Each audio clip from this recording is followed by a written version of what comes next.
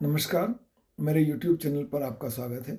आज की यह चर्चा सभी विषय, सभी संकाय के विद्यार्थियों के लिए उपयोगी है और इसके अतिरिक्त सभी आयु वर्ग के व्यक्तियों के भी काम आ सकती है। और आज की यह चर्चा दैनिक भास्कर उज्जैन के रविवारी संस्करण में दिनांक 5 जनवरी 2025 को उनके कॉलम लाइफ एंड मैनेजमेंट में प्रकाशित आपके संकल्पों को मजबूती देंगे, यह 7 कदम पर आधारित है।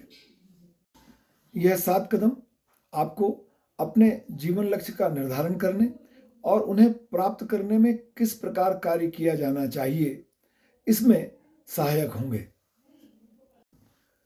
बड़े सपने देखेंगे तो लोग आपकी मदद करेंगे। सपने सदैव देखना चाहिए। सपने आपको एक प्रेरणा देते हैं उन्हें प्राप्त करने की। और जब आप बड़े सपने देखेंगे, साहसी लक्ष्य का निर्धारण करेंगे, तो यह साहसी लक्ष्य आपको और अधिक प्रेरित करेगा अपने आप को उस लक्ष्य को प्राप्त करने के लिए आवश्यक तैयारी करने के लिए। एक महत्वाकांक्षी लक्ष्य जो है वो आपको प्रेरित करता है और आपके आसपास के लोगों को भी इस बात के लिए प्रेरित करता है कि वह आपकी सहायता करें।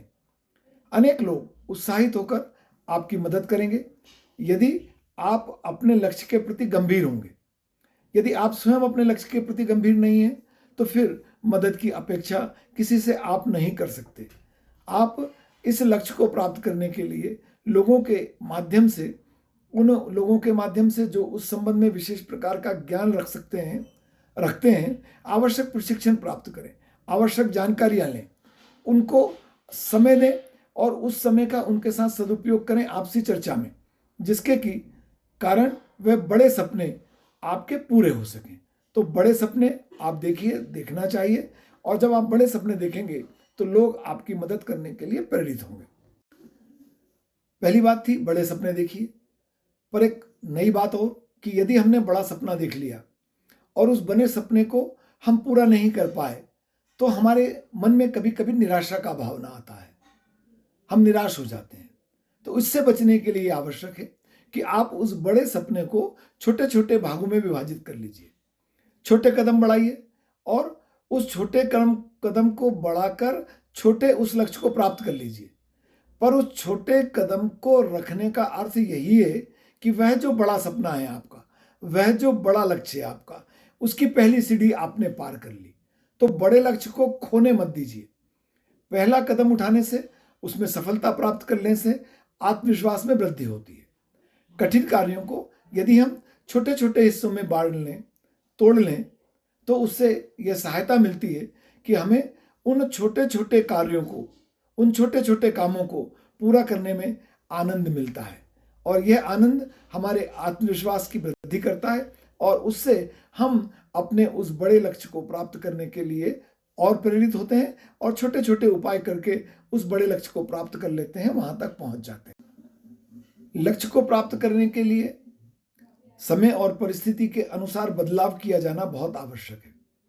यदि आप बदलाव नहीं कर पा रहे हैं तो जानने और समझने का प्रयास कीजिए कि वो कौन से कारण हैं जिनके कारण आप बदलाव के लिए प्रेरित नहीं हो रहे हैं।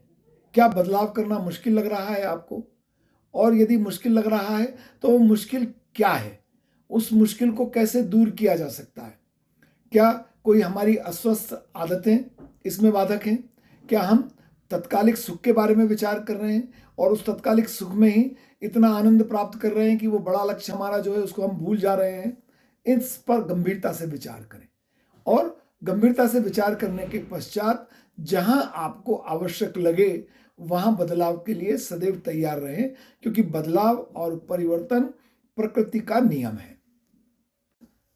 अपने आप को जिम्मेदार बनाएं, खासकर उन लोगों के लिए जो आपकी चिंता करते हैं। उनके प्रति आपको अपनी जिम्मेदारी का एहसास होना चाहिए। उन्हें आप निराश नहीं कर सकते, निराश नहीं करना चाहिए। अपने परिवारजन, अपने साथी, बच्चे, शिक्षक, बॉस, दोस्त, इन सबके साथ समय बिताइए। उनसे वादा कीजिए और यह वादा आपके बारे में हो सकता है, आपके अपने लक्ष्य के बारे में हो सकता है। उनको बताइए कि आपका लक्ष्य क्या है और ये वादा आप सोशल मीडिया पर भी डाल दीजिए, अपने जो फॉलोअर्स हैं उनको भी मैसेज कर दीजिए, जिन लोगों से आप ऑनलाइन जुड़े हैं उनको भी बता दीजिए। तो उसके दो फायदे होंगे, एक आपको लक्ष्य को प्राप्त करने में सहायक होंगे वो लोग जिनको आपने सूचित किया है।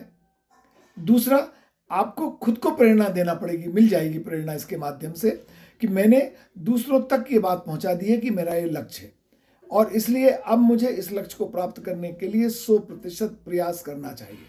और इस तरह आप अपने आप को भी जिम्मेदार बना सकते हैं।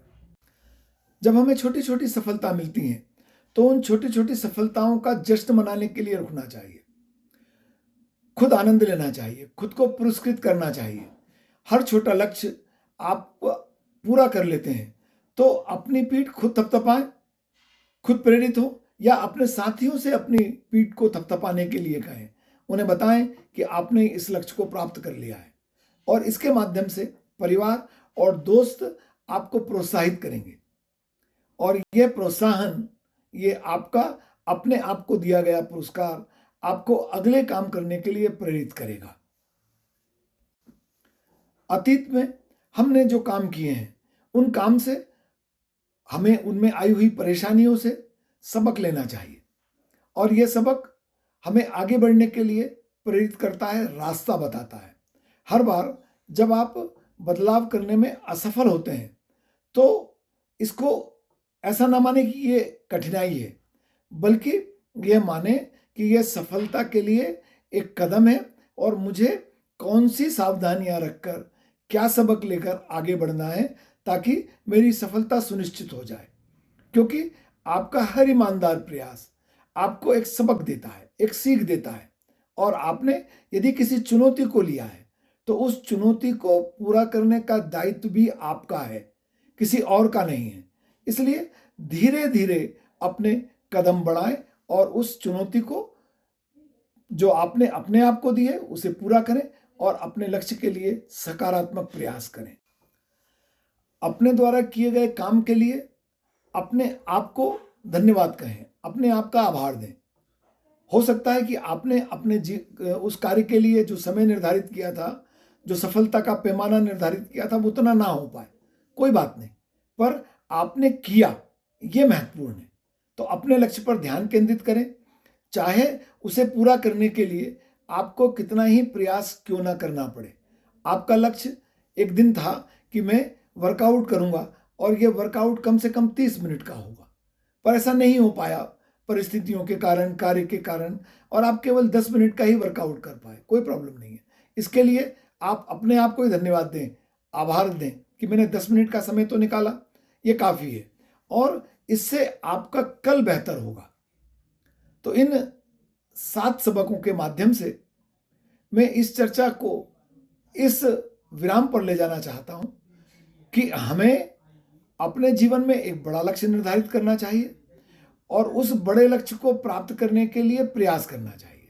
पर यदि ऐसा हो कि बड़े लक्ष्य को प्राप्त करने के लिए ये आवश्यक हो कि हम उसे छोटे छोटे लक्ष्यों में बांट लें, छोटे छोटे कदमों में बांट लें, छोटी छोटी सीढ़ियों में बांट लें, तो हमें ऐसा करना चाहिए और हमें एक सीढ़ी चढ़ने का आनंद लेना चाहिए, अपने आप को आभार देना चाहिए, धन्यवाद देना चाहिए, प्रोत्साहन देना चाहिए, मित्रों परिवार को कहना चाहिए कि वह आपको इसके लिए प्रोत्साहित करें और फिर आप उस धीरे धीरे प्रयास करते हुए इसी प्रकार से उस अंतिम सीढ़ी पर पहुंच जाएं जो आपका बड़ा लक्ष्य था। मेरी आप सबको बहुत शुभकामनाएं।